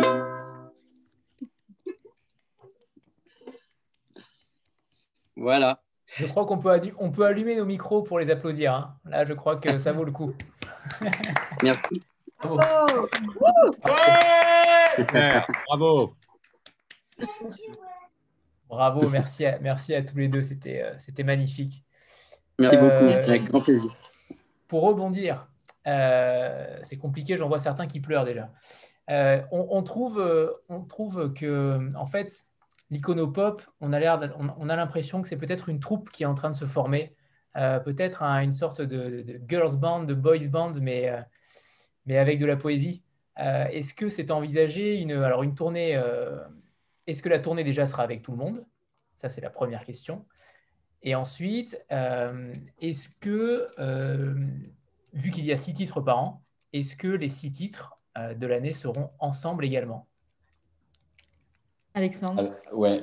Alors, franchement, ça serait l'idéal de faire des tournées incroyables avec tout le monde. Et si l'iconopop fonctionne, je suis sûr que dans 2 ans, on pourra le faire et qu'on aura les moyens d'une grande maison de disques ou quoi.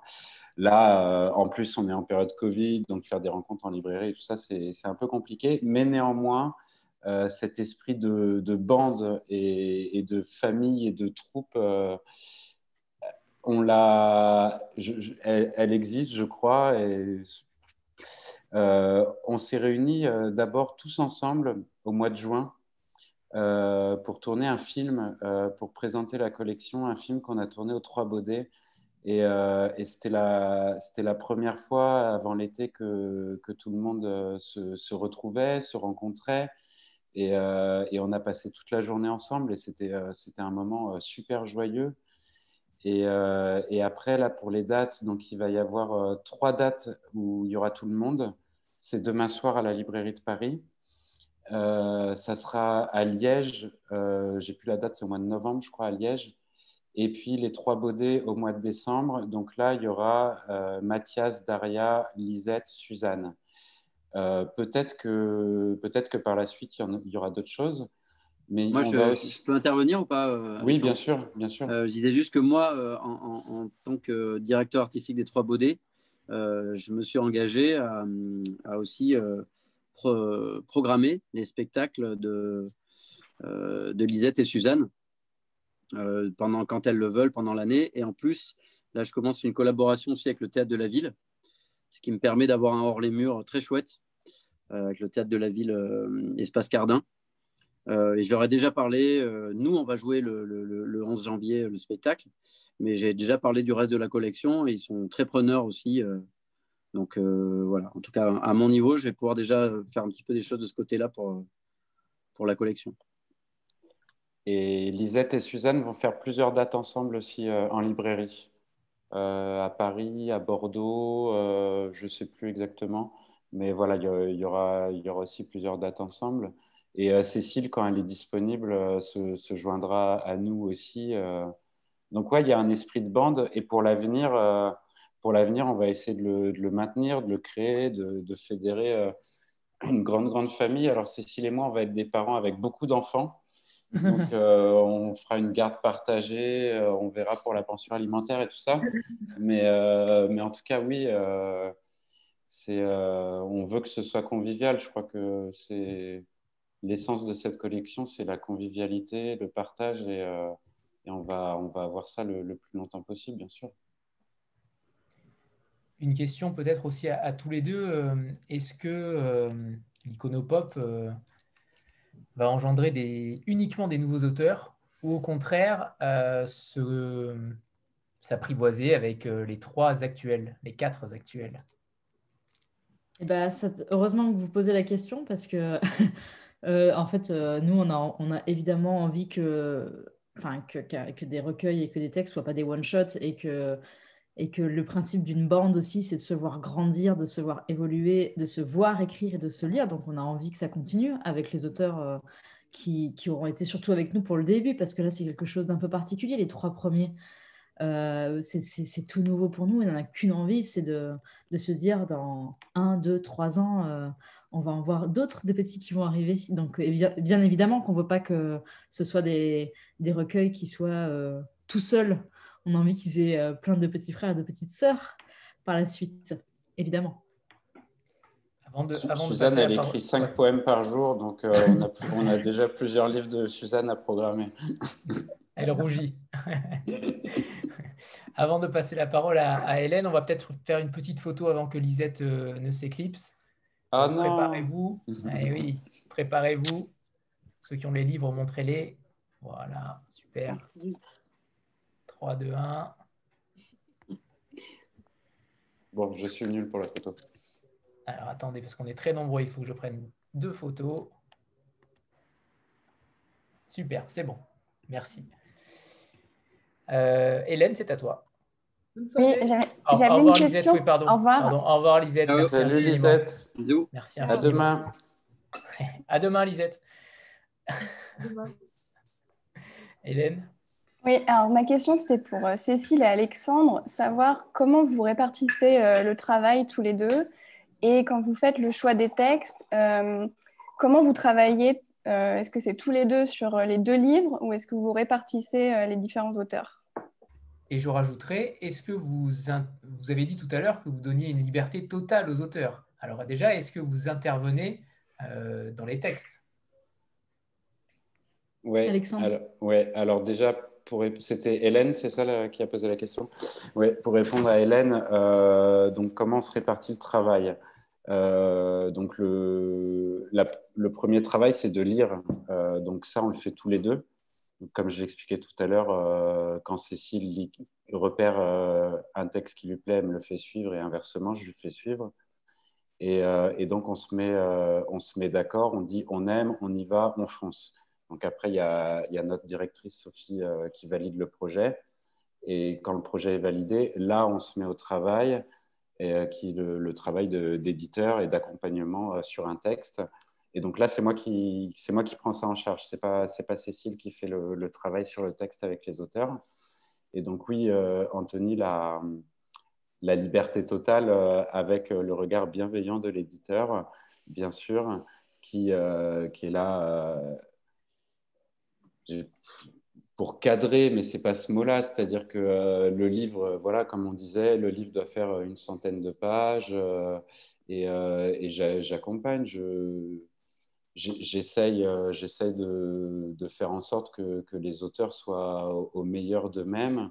Et quand je repère dans leurs textes des choses qui peuvent être encore plus puissantes, je leur dis et je suggère. Et oui, c'est un vrai accompagnement éditorial, bien sûr.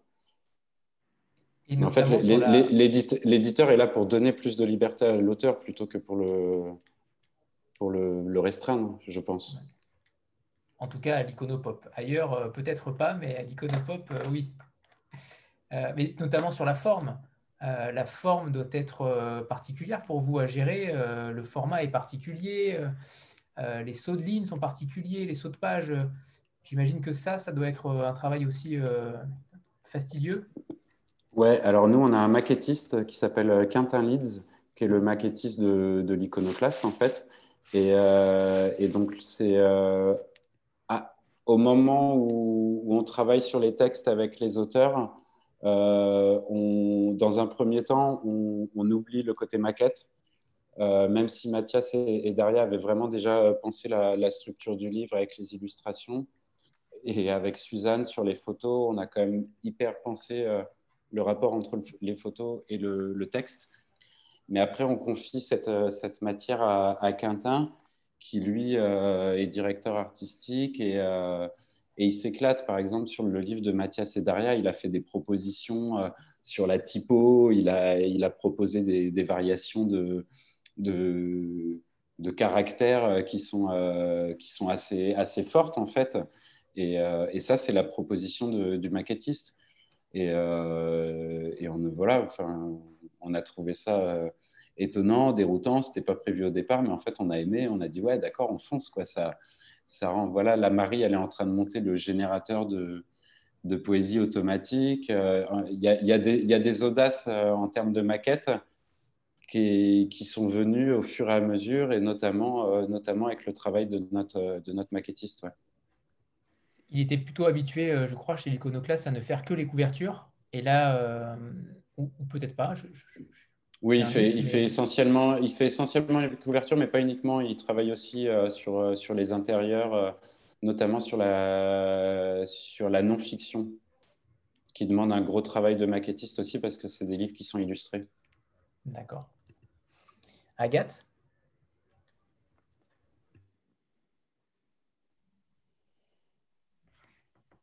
N'oublie ton micro, Agathe. Ah oui, eh oui, la question qui s'envole. Non, toujours pas. Non, on t'entend pas, Agathe. C'est bon. C'est bon là? Oui. Ok. Ouais, ok, désolé. Oui, donc au début du Variant des éditions, vous aviez dit que vous n'aviez le droit de publier que 6 livres, donc 3 là maintenant et 3 en avril, je crois. Et donc, ma question, c'était de savoir comment vous faites pour sélectionner ces 6 livres, parce que bon, peut-être que là, c'est le début de la collection, donc vous n'avez pas peut-être reçu beaucoup de manuscrits, enfin, j'en sais rien, j'ai aucune idée, mais et après, en plus, au fur et à mesure des années, j'imagine que le nombre de manuscrits ne va cesser de s'envoler. Donc, est-ce que vous avez déjà, dès maintenant, établi des critères assez sélectifs, on va dire, ou est-ce que vous marchez au coup de cœur, ou comment ça se passe? Faut qu'on kiffe, en fait. Il y a quand même une chose qu'il faut savoir, c'est que même si c'est le début, nous avons actuellement avec Alexandre énormément de manuscrits en attente. On en reçoit beaucoup. Comment ça se fait justement, Cécile, alors que la collection va sortir dans 2 jours? Les bruits de couloir et on vous envoie déjà... Alors, il y a 2 choses. La première, c'est que les livres sortent dans 2 jours, mais ça fait de faire 2 mois et demi qu'il a été annoncé que cette collection s'ouvrait, professionnellement parlant et aussi médiatiquement. Et donc, quand vous annoncez l'ouverture d'une collection avec des textes en vers, il y a beaucoup de gens qui écrivent de la poésie en France, comme il y a beaucoup de gens qui écrivent des romans, qui écrivent en fait. Donc, on en a reçu, je ne pourrais pas vous dire la pile de manuscrits qui sont à côté de nos bureaux et surtout dans nos boîtes mail, mais on en a beaucoup. Et en fait, notre problème, il faut qu'on parle d'un problème qu'on a avec Alexandre actuellement, c'est qu'on a des coups de cœur pour beaucoup de choses, mais on a peu de place. Donc, en fait, on est en train de prévoir ce qu'on va publier, mais des mois, voire des années à l'avance, parce qu'on reçoit énormément de choses déjà. Pour l'instant, on arrive à tout lire, on arrive à faire un tri, on arrive à répondre aussi, mais il faut presque pas qu'il y en ait plus que ce qu'on reçoit déjà, parce que c'est quasiment, on en reçoit tous les jours des manuscrits. Alors parfois c'est quelques poèmes, parfois c'est beaucoup de poèmes, ça dépend. Donc pour l'instant, on a la chance de lire des choses incroyables, et on a aussi cette frustration parce qu'on aimerait publier tellement de choses, pouvoir publier tellement de choses, et on est dans nos 6 livres par an. Donc voilà, si on en reçoit beaucoup des manuscrits. Si j'imagine le succès est là, la limite de 6 sera révolue. On verra, c'est dans vos mains, ça. On pourrait faire une multinationale de la poésie, mais la balle est dans votre camp, les gars. Très bien, très bien. On fera en sorte que... je milite pour un iconopop Cécile Coulon, mais est-ce que c'est envisageable? On sait que certains éditeurs s'éditent eux-mêmes, donc c'est possible. Maintenant, est-ce que Cécile Coulon pourrait le faire? Alors, ça dépend de quel point de vue on se place. D'un point de vue éditorial, ce serait tout à fait possible, puisque ce serait donc Alexandre qui lirait mes textes et qui travaillerait dessus. Il y a une question, par contre, morale qui rentre en jeu, qui est que j'ai publié mes 2 premiers recueils au Castor Astral, et que je me vois mal partir à l'Iconopop, où je suis moi-même éditrice, avec des textes qui ont d'abord été mis en lumière par un autre éditeur. Je l'ai fait pour les romans, pour des raisons très personnelles, sachant que les éditions Vianami sont vendues actuellement. Mais là, je n'ai aucune raison de venir publier mes textes à l'Iconopop, sachant qu'en fait, pour moi, c'est un espace pour mettre en lumière ceux des autres. Et puis, je pense aussi, de manière générale, que dans la vie, il ne faut pas mettre tous ses œufs dans le même cul de poule, comme on dit chez moi. Donc, voilà. On est très expression. Très expression. Je pense qu'une bonne expression vaut mieux qu'un très long discours. Donc, je fais les deux. Vous voyez, comme ça, au moins, tout le monde est... C'est vrai, voilà. C'est vrai. On adore. Jean-Marc, en espérant que tu aies une autre question, vu que je viens de piquer la tienne.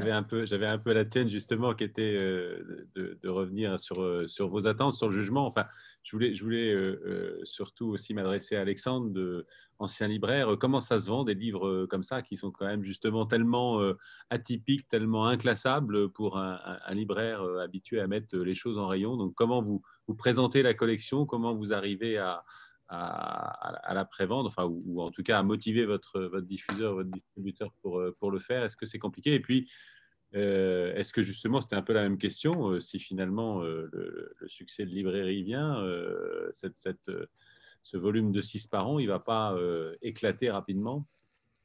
Alors là, j'ai envie de vous raconter plein de choses et de prendre des notes pour faire une réponse super complète.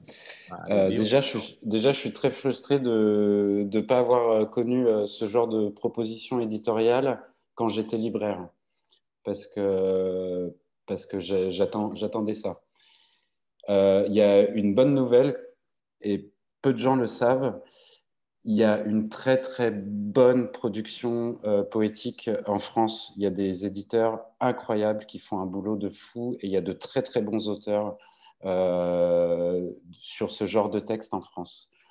Malheureusement, ils sont assez peu mis en lumière pour tout un tas de raisons, des raisons commerciales, financières la plupart du temps, parce que c'est des maisons d'édition qui n'ont pas beaucoup de moyens, parce qu'il y a assez peu d'espace médiatique pour ce genre littéraire, etc.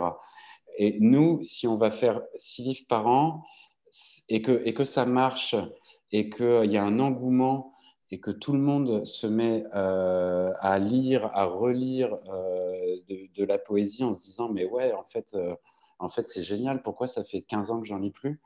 Eh ben, moi, c'est mon vœu, c'est que ça bénéficie à tout le marché, et à tous ces éditeurs et à tous ces auteurs qui nous portent depuis des années, qui nous nourrissent. C'est-à-dire que je ne serais pas là aujourd'hui à vous parler si je n'avais pas lu leurs textes qu'ils avaient publiés, si je n'avais pas rencontré leurs auteurs et leurs poètes. Et tout pareil Cécile, tout pareil Mathias, c'est-à-dire que nous, on se nourrit de ça. Et si le succès de l'Iconopop, s'il existe, s'il a lieu, il peut aider aussi ces gens-là, franchement, ça serait génial. Pour ce qui est du positionnement en librairie, nous, je ne sais pas si vous avez vu un petit peu la communication de l'Iconopop au début sur les réseaux sociaux, les affiches et tout ça. Le slogan, c'est des textes brefs, intimes et percutants. Et en fait, le mot poésie a été un peu gommé sur notre communication.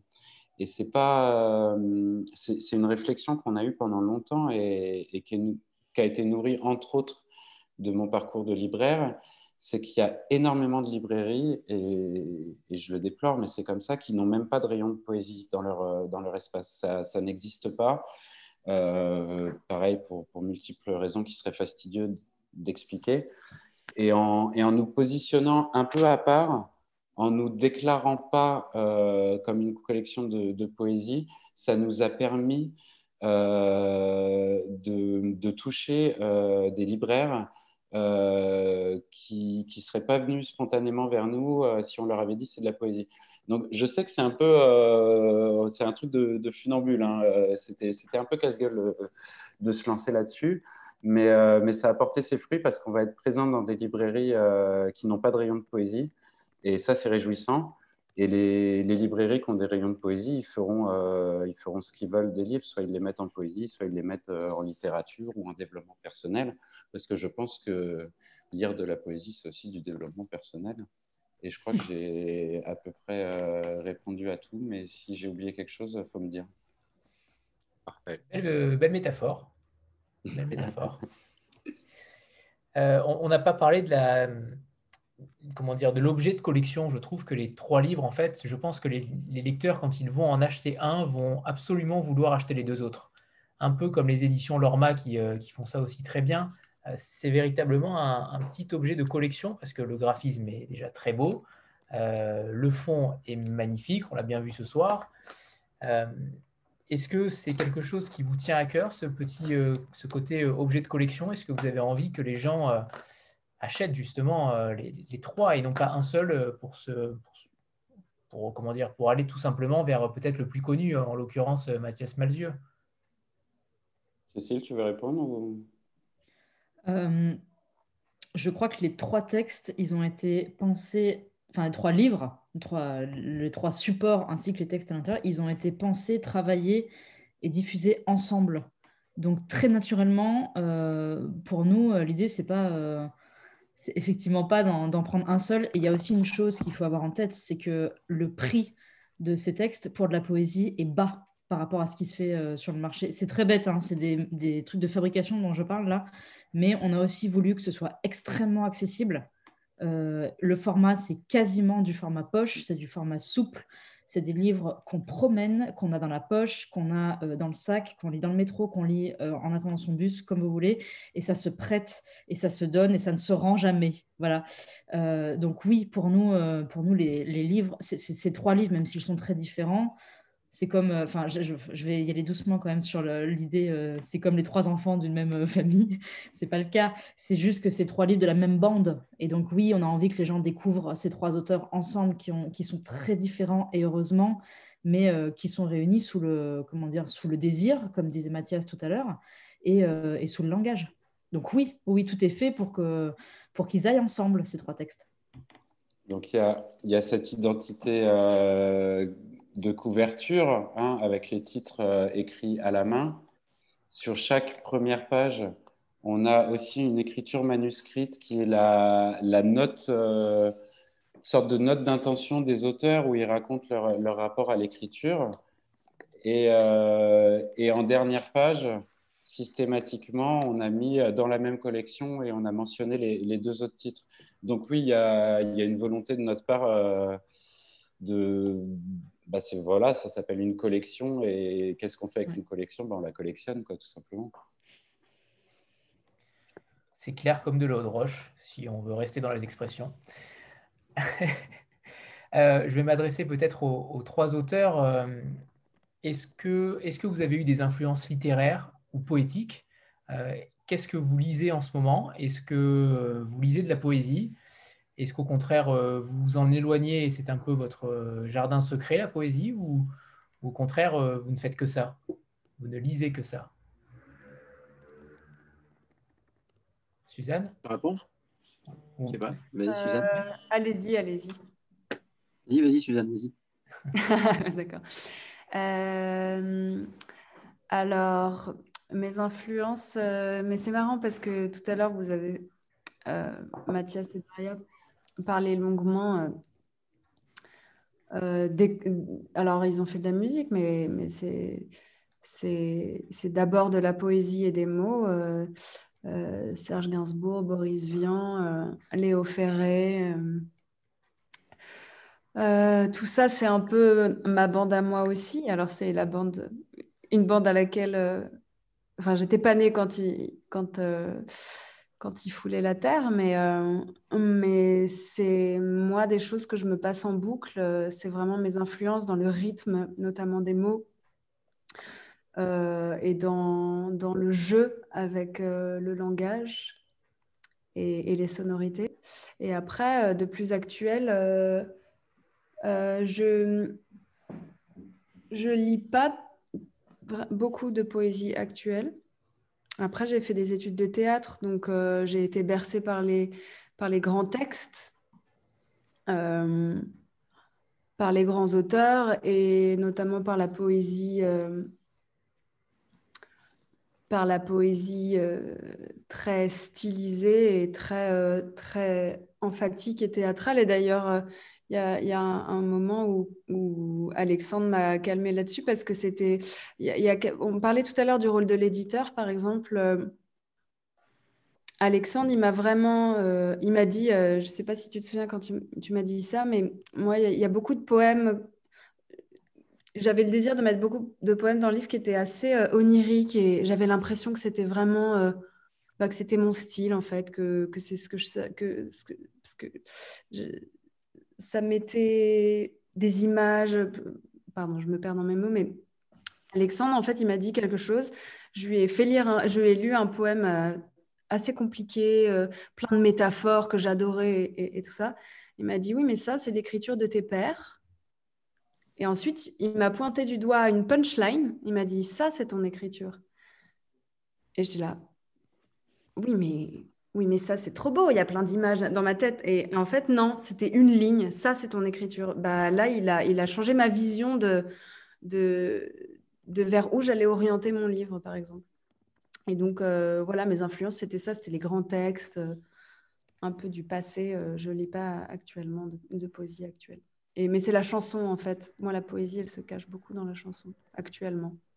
Je trouve qu'il y a plein de jeunes qui essayent de distiller un peu de poésie dans leurs textes.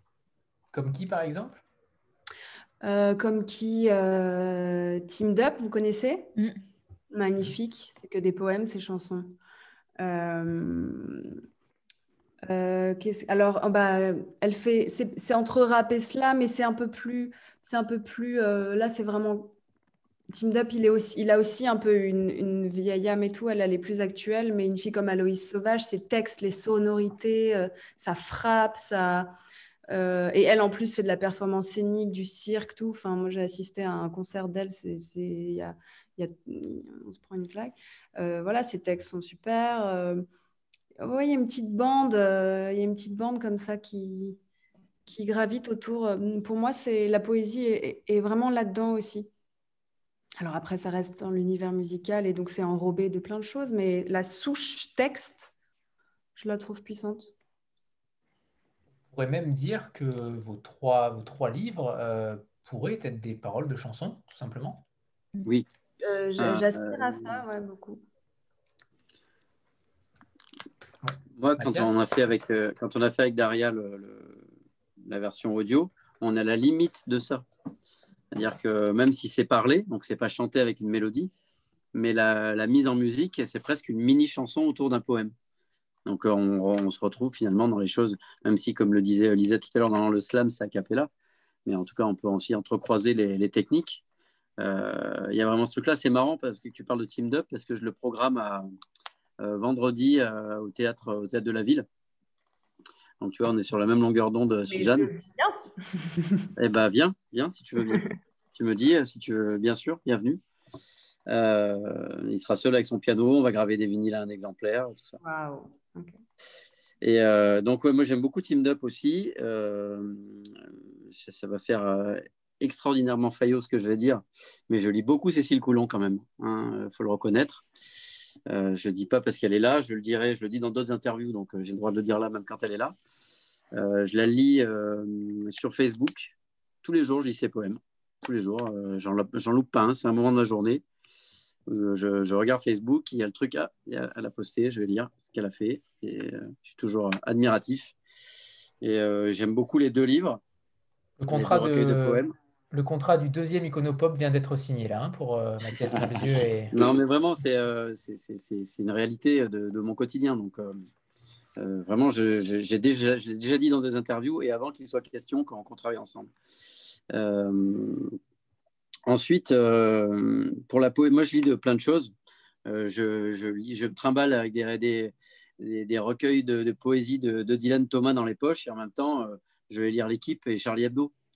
Et en même temps, Daria essaie de me faire découvrir Bulgakov.